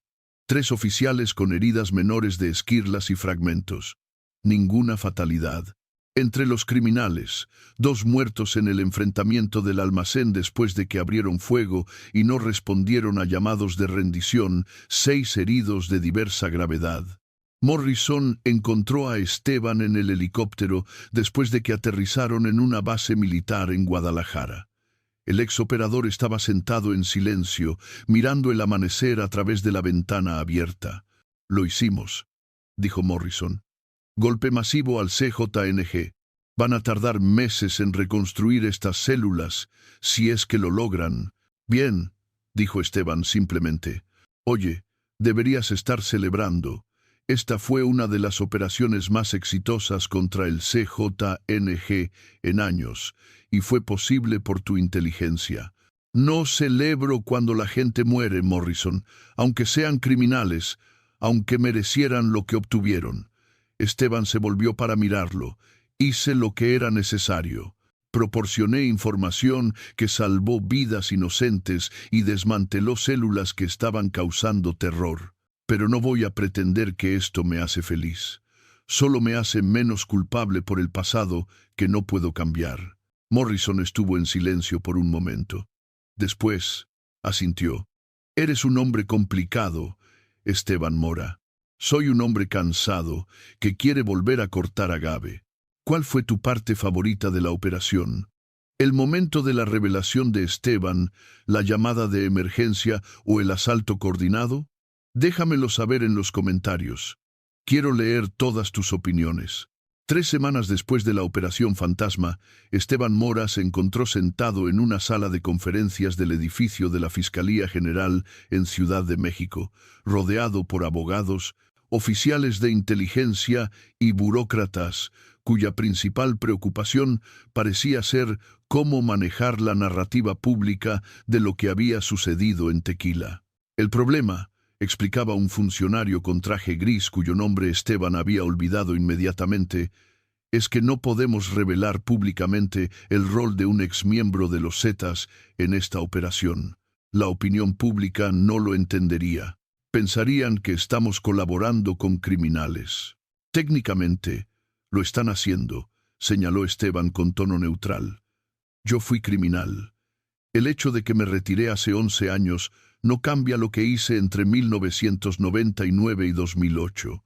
Ramírez, quien había estado defendiendo a Esteban consistentemente durante estas reuniones, intervino. Con respeto, el señor Mora ha cumplido todos los términos de su acuerdo con las autoridades estadounidenses. Ha vivido pacíficamente durante más de una década. Y cuando su ubicación fue comprometida, su primera acción fue proteger civiles inocentes. Eso no es comportamiento de criminal, es comportamiento de ciudadano responsable. Sea como sea, continuó el burócrata. La narrativa oficial será que la operación fue resultado de meses de investigación coordinada entre agencias mexicanas y estadounidenses. No mencionaremos al señor Mora en absoluto. Para el público, él no existe. Perfecto, dijo Esteban. Exactamente como me gusta. Pero resulta que hacer que alguien desaparezca de nuevo después de haber sido expuesto no era tan simple como la primera vez. El problema no era el gobierno o las agencias de inteligencia. El problema era la gente de Tequila. Cuando Esteban regresó a la destilería una semana después de la operación, encontró algo que no esperaba. 17 de sus compañeros de trabajo habían organizado una cena de bienvenida. Don Ricardo había cerrado la destilería temprano. Habían preparado pozole, tamales, tortillas recién hechas, cerveza y tequila de la producción de la destilería. No entiendo, dijo Esteban cuando vio la celebración. Ustedes saben quién fui. ¿Qué hice?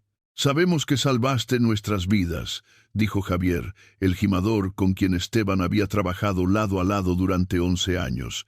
Esos hombres habrían lastimado a alguien, probablemente a varios, pero tú los confrontaste. Tú hiciste que se fueran.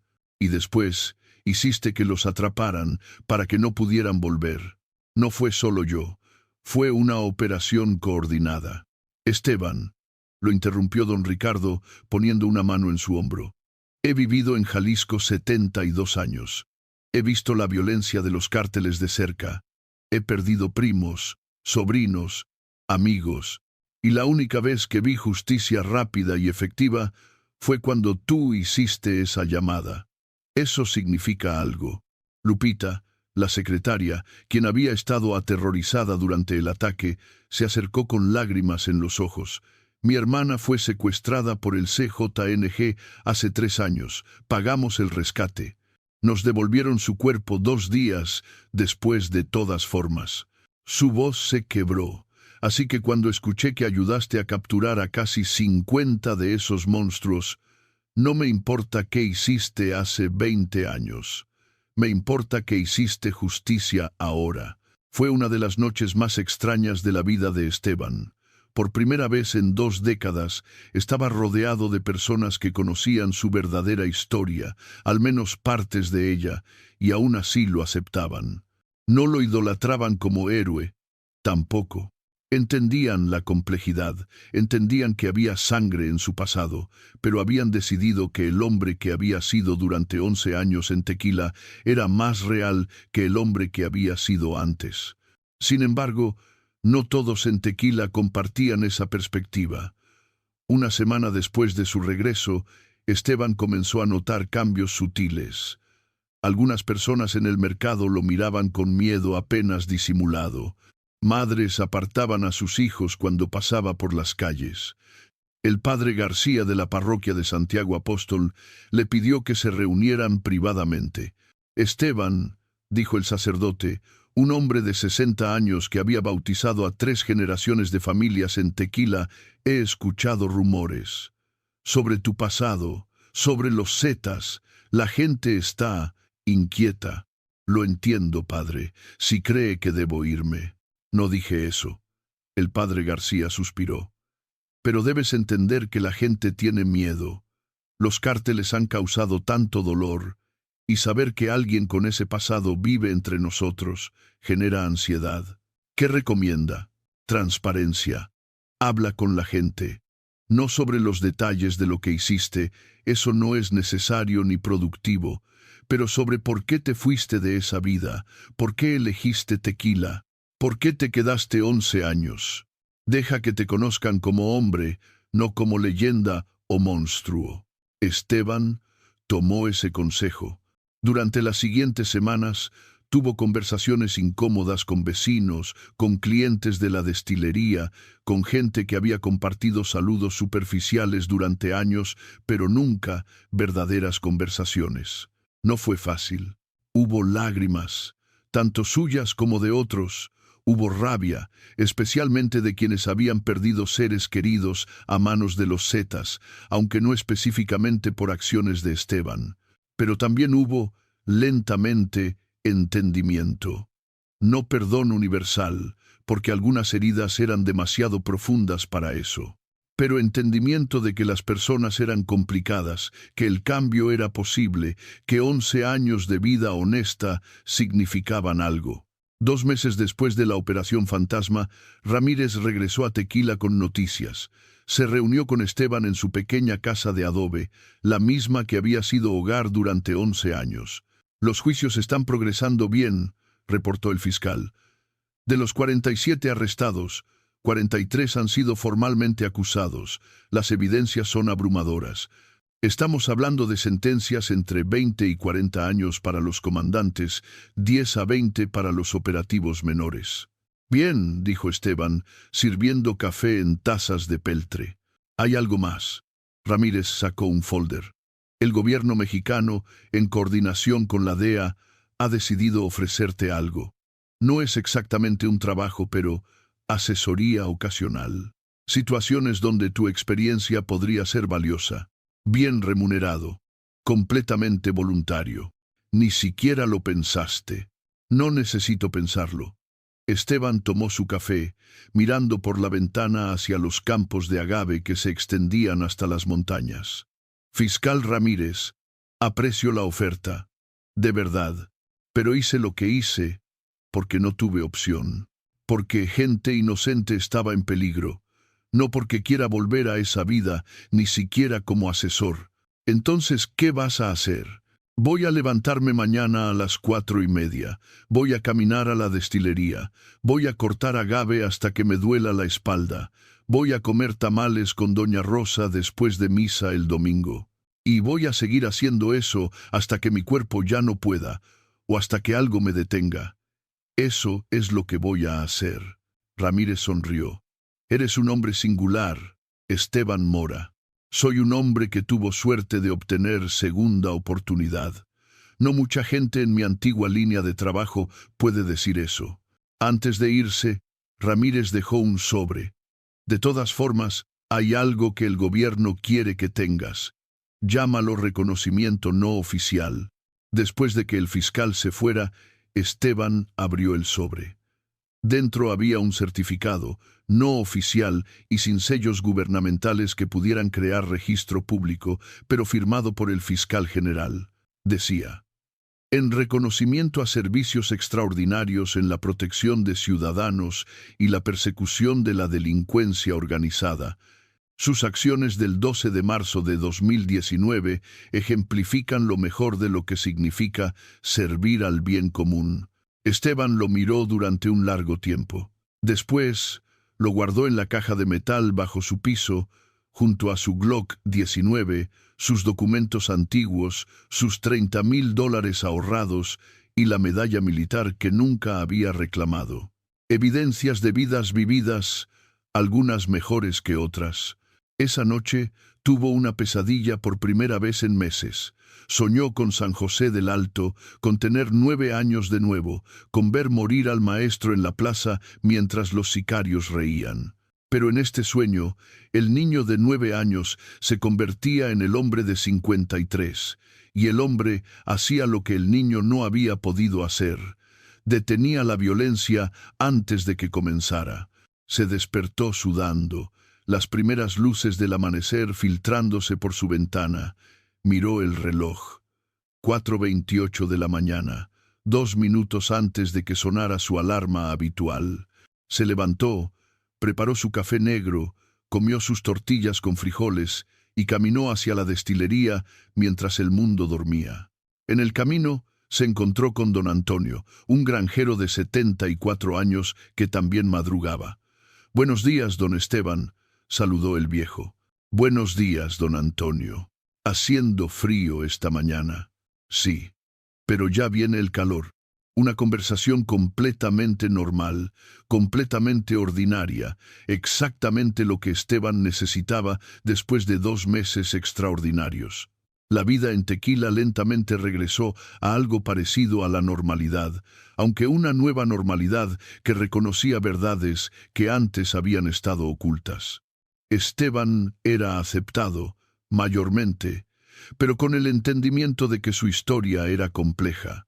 Los niños ya no corrían a jugar cerca de él como antes, pero los adultos lo saludaban con respeto. No era el mismo tipo de invisibilidad que había cultivado durante 11 años, pero era una forma de paz, quizás más honesta. 3 meses después de la Operación Fantasma, Morrison visitó una última vez. Trajo noticias de Estados Unidos. El programa de protección de testigos consideraba el caso de Esteban oficialmente cerrado. Su identidad ya no era secreta, su ubicación ya no era clandestina y por lo tanto ya no tenían obligación de protegerlo. Pero tampoco hay amenazas activas contra ti, añadió Morrison rápidamente. Los Zetas están demasiado fragmentados para organizar venganzas contra desertores de hace 11 años.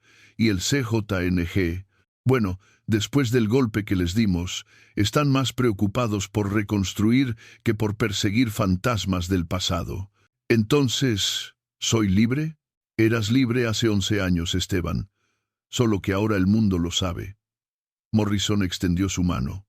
Por lo que vale, fue un honor trabajar contigo, tanto al principio como ahora. Esteban estrechó su mano. Gracias por darme la oportunidad de desaparecer la primera vez y por ayudarme a sobrevivir cuando desaparecí de nuevo. ¿Qué vas a hacer ahora? Exactamente lo que estaba haciendo antes de que todo esto comenzara. ¿Cortar agave? ¿Cortar agave? Morrison sacudió su cabeza sonriendo. La mayoría de la gente con tu conjunto de habilidades estaría buscando contratos de seguridad privada, consultorías, algo que pague mejor que trabajo de campo. La mayoría de la gente con mi conjunto de habilidades está muerta o en prisión, señaló Esteban. Yo tengo la rara oportunidad de vivir tranquilo. No voy a desperdiciarla persiguiendo dinero. Después de que Morrison se fue, Esteban se quedó solo en su casa. Miró alrededor de las paredes desnudas, los muebles mínimos, la vida simple que había construido. No era mucho según los estándares del mundo, pero era suyo, era honesto. Y eso significaba más que cualquier cantidad de dinero o prestigio que su pasado pudiera haberle ofrecido. Esa noche se permitió pensar en Sofía por primera vez en años.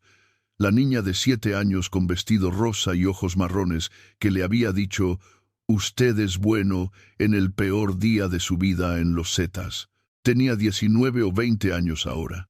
Esperaba, dondequiera que estuviera segura, que hubiera podido superar el trauma de ver morir a su padre y hermanos, que su madre hubiera usado esos $5,000 para empezar de nuevo en algún lugar. No tenía forma de saberlo. Nunca había intentado rastrearlas, específicamente porque no quería traer atención a ellas o peligro por asociación. Pero le gustaba pensar que quizás, en algún pequeño sentido, haber salvado esas dos vidas compensaba una fracción del daño que había causado en otras. Era matemática estúpida e imposible, por supuesto. No había balance kármico que pudiera calcularse de esa manera, pero era el pensamiento al que se aferraba en las noches cuando las pesadillas venían. Hice lo que pude, con lo que tenía cuando lo tenía, murmuró a la oscuridad. No es suficiente, nunca será suficiente, pero es todo lo que tengo. La oscuridad no respondió, pero afuera el viento soplaba entre los campos de agave, haciendo que las plantas susurraran secretos que solo ellas conocían. Y en ese susurro, Esteban encontró algo parecido a la paz. Marzo de 2022. El sol de media mañana convertía los campos de agave en un mar plateado azulado que se extendía hasta tocar las montañas en el horizonte. Esteban Mora, ahora con 56 años, se enderezó lentamente después de cortar una piña particularmente grande, sintiendo el peso familiar de décadas de trabajo físico en su espalda. Su cabello era completamente gris ahora, casi blanco en las sienes. Las arrugas alrededor de sus ojos se habían profundizado, pero sus manos seguían siendo fuertes, su mirada seguía siendo clara y su rutina seguía siendo la misma que había sido durante 14 años. La destilería, la tradicional, había prosperado en los años posteriores a 2019. Don Ricardo atribuía parte de ese éxito a la publicidad inesperada, aunque discreta, que vino después de la Operación Fantasma. Los turistas que conocían la historia completa a veces venían específicamente a comprar tequila de esa destilería donde pasó lo del ex militar. Don Ricardo había aprendido a capitalizar eso sin explotarlo, mencionando la historia solo cuando se le preguntaba directamente. Esteban seguía trabajando como gimador, rechazando repetidas ofertas de don Ricardo para promoverlo a supervisor o maestro destilador. Me gusta el trabajo físico, explicaba siempre. Me mantiene enfocado. Me recuerda dónde estoy y por qué estoy aquí. La vida en Tequila había continuado. Nuevos trabajadores habían sido contratados, algunos de los cuales no conocían la historia completa de Esteban más allá de rumores vagos. Los veían como lo que era, un trabajador mayor, eficiente, callado pero no antipático. La normalidad que había perseguido durante tanto tiempo finalmente se había solidificado. Pero este día en particular era diferente. Esteban había recibido un mensaje 3 días antes, a través de canales que pensaba que había dejado atrás permanentemente. Morrison, quien había sido transferido a una posición en Washington, D.C. 2 años atrás, le había enviado un correo electrónico cifrado con una solicitud simple. Hay alguien que quiere conocerte. Es importante. ¿Podemos reunirnos? Esteban había aceptado, en parte por curiosidad, en parte porque Morrison nunca había abusado de su confianza. La reunión estaba programada para las 2 de la tarde en un café en el centro de Tequila. Terminó su jornada laboral a la 1:30, se lavó la cara y las manos en el barril de agua en el patio de la destilería y caminó los 20 minutos hasta el Café Colonial, un establecimiento pintoresco frecuentado principalmente por turistas que querían autenticidad mexicana con Wi-Fi confiable. Morrison ya estaba allí, sentado en una mesa en la esquina, pero no estaba solo. Con él había una mujer joven, probablemente de 21 o 22 años, con cabello oscuro largo y ojos marrones grandes que Esteban reconoció inmediatamente, aunque habían pasado 14 años desde la última vez que los vio. Su corazón se detuvo por un segundo completo. «Sofía», dijo, su voz apenas un susurro. La joven se levantó, sus manos apretando una taza de café como si fuera un salvavidas. «Señor Mora, el agente Morrison me ayudó a encontrarlo. Espero que no le moleste». Esteban se sentó pesadamente, sintiendo como si sus piernas fueran a fallarle. No me molesta. Estoy sorprendido. ¿Cómo? ¿Cómo estás? ¿Tu madre? Ella está bien. Vivimos en Querétaro ahora. Ella tiene un negocio pequeño, una panadería. Yo estoy en la universidad estudiando trabajo social. Sofía tomó aire profundamente. Pasé 14 años tratando de olvidar lo que pasó ese día, tratando de no pensar en los hombres que mataron a mi papá y mis hermanos, pero tampoco podía olvidar al hombre que nos salvó a mamá y a mí, el hombre que nos dio dinero y nos dijo que huyéramos. Sofía, yo era parte de esos hombres, dijo Esteban, necesitando que ella entendiera. Yo era un criminal, hice cosas terribles. Sé quién era. Su voz era firme. Cuando cumplí 18, le pedí a mamá que me contara todo, cada detalle que recordaba, los uniformes, las armas, los nombres que escuchó, y después investigué. Fue difícil. Tomó 2 años. Pero encontré información sobre los Zetas, sobre operadores que desertaron, sobre un hombre llamado 183 que supuestamente había muerto, pero algunos decían que había escapado. Morrison intervino. Ella me contactó hace 6 meses. Había rastreado mi nombre a través de reportes desclasificados sobre operaciones contra los Zetas. Me pidió que le dijera si conocía al hombre que la había salvado. Al principio me negué. Protocolos de seguridad, pero ella fue persistente. Necesitaba encontrarlo, dijo Sofía, lágrimas formándose en sus ojos. Necesitaba decirle, gracias, gracias por no matarnos cuando podría haberlo hecho. Gracias por darnos dinero cuando no tenía obligación. Gracias por lo que sea que hizo después para salir de esa vida, porque el agente Morrison me contó que usted se retiró, que ha vivido honestamente durante años. Sofía. Esteban sintió su propia voz quebrarse. No sé qué decir. Lo que hice ese día no compensa las otras cosas. No compensa las vidas que tomé, los daños que causé. No, lo interrumpió ella firmemente. No estoy diciendo que lo compensa. Mamá y yo hablamos de esto muchas veces. Sabemos que usted participó en violencia, sabemos que hay sangre en su pasado, pero también sabemos que en el momento que importó, en el momento cuando mi vida y la vida de mi madre dependían de su decisión, usted eligió la humanidad sobre la obediencia, eligió el bien sobre lo fácil, y eso significa algo. Esteban miró sus manos callosas sobre la mesa. Manos que habían empuñado armas, que habían causado muerte, que habían cortado agave durante 14 años tratando de construir algo mejor. «Tu madre», dijo después de un momento, «¿Ella quiere verme?» Sofía negó con la cabeza suavemente.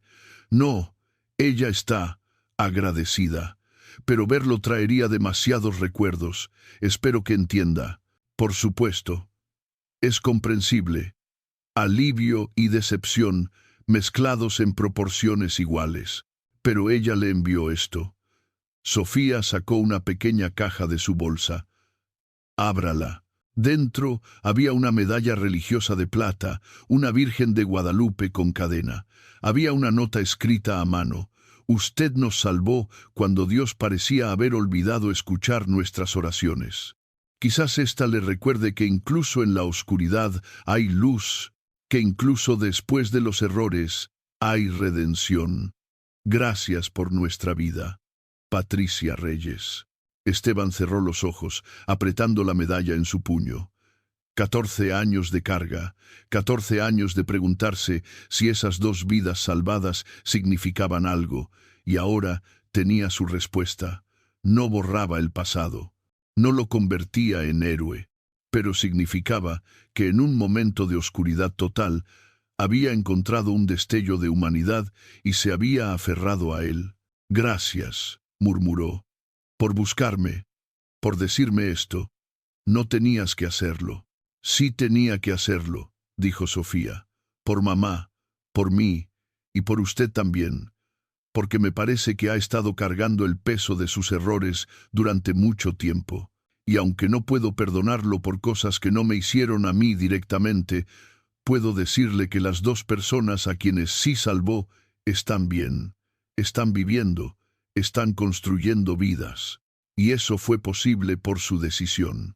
Después de una hora más de conversación cautelosa, dolorosa y finalmente catártica, Sofía se preparó para irse. Tenía que regresar a Querétaro para clases al día siguiente. Morrison la acompañaría al autobús. Antes de partir, ella abrazó a Esteban brevemente. «Espero que encuentre paz, señor Mora. Se la merece. No perfección, no olvido, pero paz». «Ya la encontré», dijo Esteban, «aquí en Tequila, en el trabajo, en la rutina. No es la paz glamorosa de las películas, pero es real y es mía». Después de que se fueron, Esteban permaneció sentado en el café durante una hora más, la medalla de la Virgen de Guadalupe en su mano. Pensó en los caminos que había recorrido desde San José del Alto, desde el niño de 9 años que presenció violencia, hasta el soldado que aprendió a perpetrarla, hasta el criminal que la perfeccionó, hasta el hombre que finalmente se alejó de ella, hasta el trabajador que encontró propósito en simplicidad.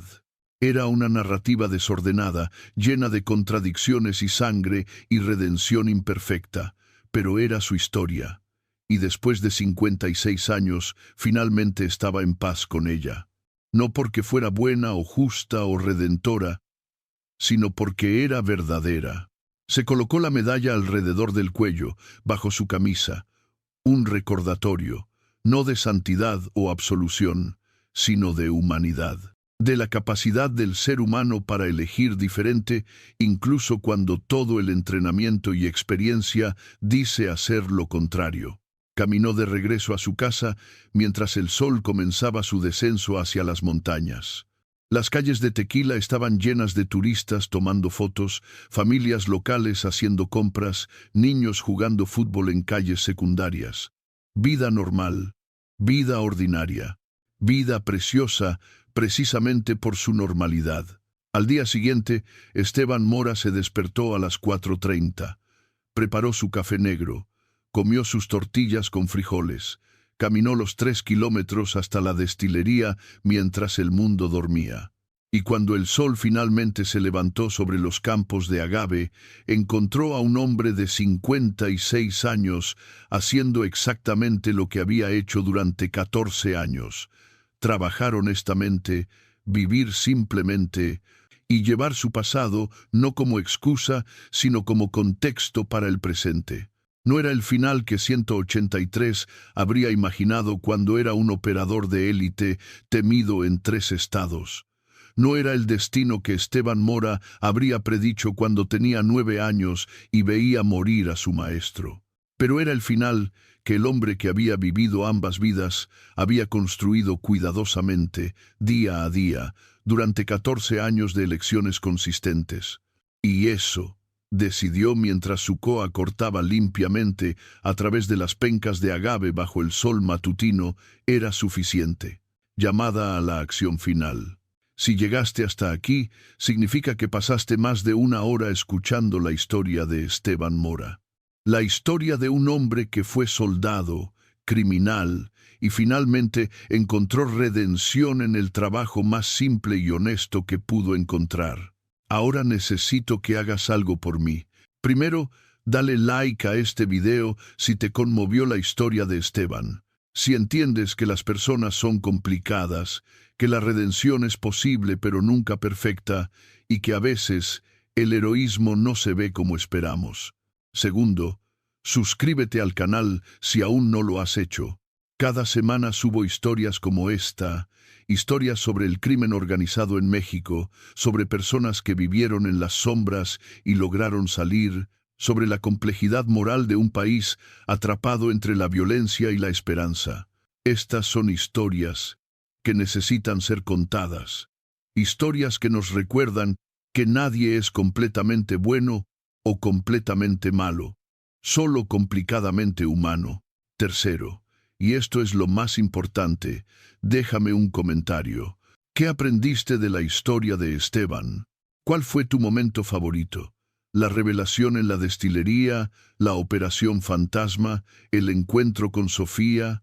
¿Crees que Esteban logró redención real o simplemente escapó de las consecuencias? ¿Conoces historias similares en tu región de personas que dejaron el crimen organizado? ¿Qué habrías hecho tú en la posición de Esteban cuando el Chimal descubrió su identidad? Quiero leer cada comentario. Quiero saber qué pensaste. Estas historias solo tienen valor si generan conversación, si nos hacen pensar sobre temas difíciles sin respuestas fáciles. Y si esta historia realmente valió tu tiempo, compártela con familiares y amigos que aprecian narrativas complejas sobre crimen real, personas interesadas en la historia del narcotráfico en México, comunidades que enfrentan violencia organizada y necesitan entender que hay salidas, aunque difíciles, cualquiera que crea que la redención es imposible, para mostrarles que aunque imperfecta, es real.